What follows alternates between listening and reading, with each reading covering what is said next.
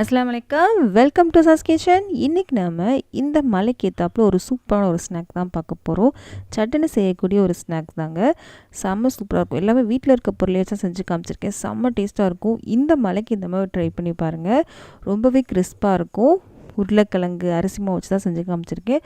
ரொம்ப ஈஸி தான். ஒரு 10 நிமிஷம் கூட ஜாஸ்தி தாங்க. அந்தளவுக்கு ரொம்ப சூப்பராக இருக்கும். இப்போ வாங்க இந்த ஸ்நாக்ஸை எப்படி பண்ணலாம் அப்படின்றத பார்க்கலாம். நான் இன்றைக்கி 3 பெரிய உருளைக்கிழங்கு எடுத்திருக்கேன். ஒரு 1/4 கிலோ இருக்கும் இந்த உருளைக்கிழங்கு. இதை நல்லா வேக வச்சுட்டேன். எப்படி வேக வச்சுருக்கேன்னு பாருங்கள். ரொம்ப குழையெல்லாம் இல்லை, ஆனால் பார்த்திங்கன்னா நல்லா வெந்திருக்கு. இந்த அளவுக்கு தான் வெந்திருக்கணும். ரொம்ப குழைய விட்டுறாதீங்க, அப்போ உங்களுக்கு கரெக்டாக வராது. இப்போது தோல்லாம் எடுத்துடலாம். இப்போ இந்த உருளைக்கிழங்கு நல்லாவே ஆறிடுச்சுங்க. ஆறினதுக்கப்புறம் இந்த தோல்லாம் உரிச்சிடலாம். தோலை உரிச்சாச்சு. இப்போது இந்த உருளைக்கிழங்கை மஸ்ட் எடுத்தாலும் எடுத்துக்கலாம், சீவி கூட எடுத்துக்கலாம். நான் சீவி தான் எடுத்திருக்கேன். இங்கே பாருங்கள், சீவி எடுத்து வச்சுருக்கேன். இது இருக்கட்டும். இதுக்கப்புறம் ஒரு சின்ன மிக்ஸி ஜார் எடுத்துக்கலாம். இந்த மிக்ஸி ஜாரில் ஒரு 5 பல் பூண்டு எடுத்திருக்கேன். 3 பச்சை மிளகா, உங்கள் காரத்துக்கு ஏற்றாப்புல நீங்கள் எடுத்துக்கோங்க. 3 பச்சை மிளகா எடுத்திருக்கேன். இதோட ஒரு துண்டு இஞ்சியை சின்ன சின்னதாக கட் பண்ணி வச்சுருக்கேன். அதையும் நம்ம சேர்த்துடலாம். இதையும் சேர்த்து நல்லா அரைச்சிட்டு வந்துடலாம். தண்ணி எதுவுமே சேர்க்க வேணாம், அரைச்சிட்டு வந்துடலாம். அரைச்சிட்டு வந்துட்டு பாருங்கள், இந்த மாதிரி இருக்கணும். ரொம்ப நைஸாகவும் இல்லாமல் ரொம்ப குறைன்னு இல்லாமல் இந்த அளவுக்கு இருக்கணும். இப்போது நம்ம சீ வச்சுருந்தோம்லே உருளைக்கிழங்கு, இதில் நம்ம அரைச்ச பேஸ்ட்டு சேர்த்துடலாம். இப்படி அரைச்சி சேர்க்கறதுனால நமக்கு வாயில் தட்டுப்படாது. சாப்பிடும்போது சின்ன பசங்களாம் சாப்பிடும்போது பச்சை மிளகா தட்டுப்பட்டுச்சு அப்படின்னா காரம் ரொம்ப ஏறும் இல்லையா? இந்த மாதிரி அரைச்சி சேர்க்கறதுனால அந்த மாதிரி இருக்காது. இப்போ எல்லாத்தையும் சேர்த்தாச்சு. சேர்த்ததுக்கப்புறம் இதுக்கு தேவையான அளவு உப்பு சேர்த்துக்கலாம். உப்பு சேர்த்தாச்சு. இப்போது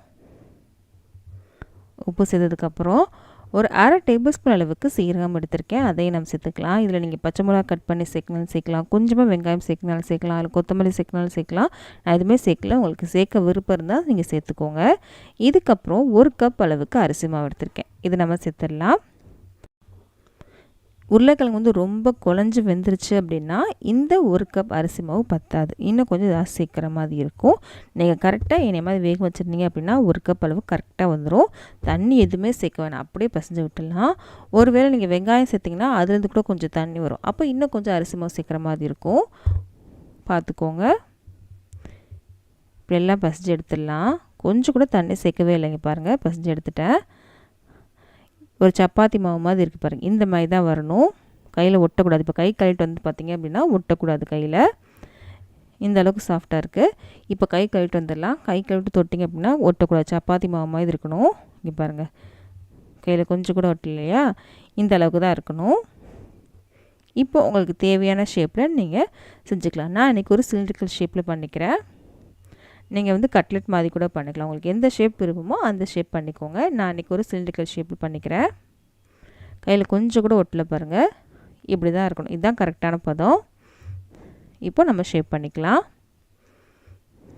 இப்படி வடை மாதிரி கூட நீங்கள் போட்டுக்கலாம், அது உங்கள் விருப்பம்தான்.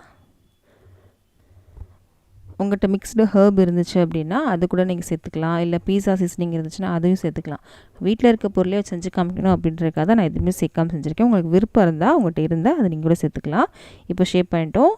கடையில் எண்ணெயை சூடு பண்ண வச்சிட்டேன். நான் செஞ்சு வச்சதை சேர்த்துடலாம்.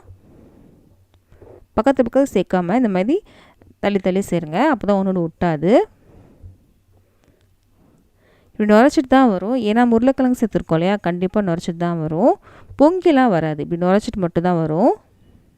ரொம்ப நுரைச்சிட்டு வந்த மாதிரி இருக்கும், ஆனால் உங்களுக்கு இப்படி பொங்கி வர மாதிரிலாம் வராது.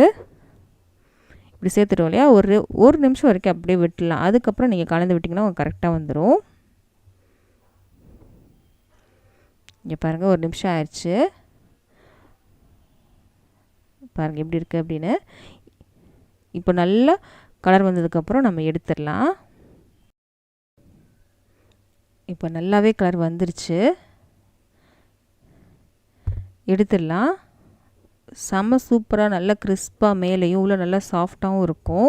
கண்டிப்பாக அதை ட்ரை பண்ணி பாருங்கள். எல்லாமே வீட்டில் இருக்க பொருட்கள் தான். உருளைக்கிழங்கு மட்டும் வேக வச்சா போதும், டக்குன்னு செஞ்சு முடிச்சிடலாம். இந்த மலைக்கு இந்த மாதிரி செஞ்சு சாப்பிட்டீங்க அப்படின்னா செம்ம சூப்பராக இருக்கும். இதுக்கு தேங்காய் சட்னியும் சூப்பராக இருக்கும், சாஸும் சூப்பராக இருக்கும். டீயோடு வச்சு சாப்பிடும்போது செம்ம டேஸ்ட்டாக இருக்கும். கண்டிப்பாக இதை ட்ரை பண்ணி பாருங்களா, ரொம்ப பிடிக்கும் நம்புகிறேன். இந்த வீடியோ பிடிச்சிருந்துச்சு அப்படின்னா நம்ம சேனலை சப்ஸ்கிரைப் பண்ணிடுங்க, பக்கத்தில் இருக்க பெல் பட்டனை கிளிக் பண்ணிடுங்க. அப்போ தான் இனிமேல் போட போகிற எல்லா வீடியோஸும் இந்த மாதிரி ரெசிபீஸ்லாம் உங்கள் ஃப்ரெண்ட்ஸ்க்கும் ஃபேமிலிஸ்க்கும் பிடிக்கும் அப்படின்னா அவங்களுக்கு இந்த வீடியோ ஷேர் பண்ண மறக்காதீங்க. ப்ளீஸ் லைக் பண்ணுங்கள். அப்போ தான் இந்த வீடியோ வந்து நிறைய பேருக்கு ரெக்கமெண்ட் ஆகும். நிறைய பேர் சப்ஸ்கிரைப் பண்ணாமல் தான் பார்த்துட்ருக்கீங்க. ப்ளீஸ் சப்ஸ்கிரைப் பண்ணுங்கள், அது கொஞ்சம் மோட்டிவேஷனாக இருக்கும். நம்ம அடுத்த வீடியோவில் சந்திக்கலாம்.